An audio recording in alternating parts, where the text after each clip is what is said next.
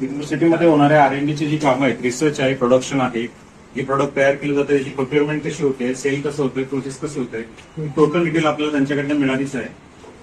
अशी काही डिटेल आपल्याला इम्प्लिमेंट करता येईल का आपल्या इथं, असं मला वाटतं की तुम्ही बीएससी स्टुडंटने करावं किंवा तुम्ही रिकमेंडेशन द्यावं आपल्या फॅकल्टीला, सो दॅट की आपल्या कॅम्पसमध्ये तुम्हाला ते करता येईल. कारण आता ATUचा दर्जा मिळाला, वेराज की आपण ते करू शकतो, पॉसिबल आहे. ओके.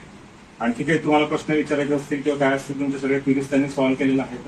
ऍडिशनल काही डिटेल लागली तर त्यांचा मोबाईल नंबर तुम्ही घ्या आणि डिटेल काय लागली त्यांच्याकडे चालेल. आणि तुमच्या स्टुडंट पैकी काही फीडबॅक किंवा काय? नमस्कार. आज आमची दापोली विद्यापीठात व्हिजिट होती. त्यामध्ये जे विद्यापीठाची जी ऍक्टिव्हिटी आहे, विद्यार्थ्यांना पुढे बोलून माहिती देण्याची, ते मला फार आवडली.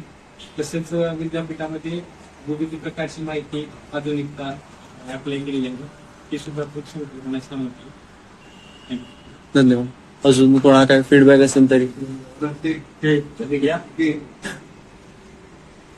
नमस्कार, मी सुजित मधले, सेकंड इयर.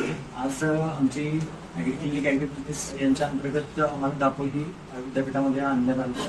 त्यामध्ये ओव्हरऑल सगळं फील्ड नॉलेज आणि सगळं जे कॉम्पिटिटिव्ह पात्ररांनी धन्यवाद. Thank you sir. थँक्यू.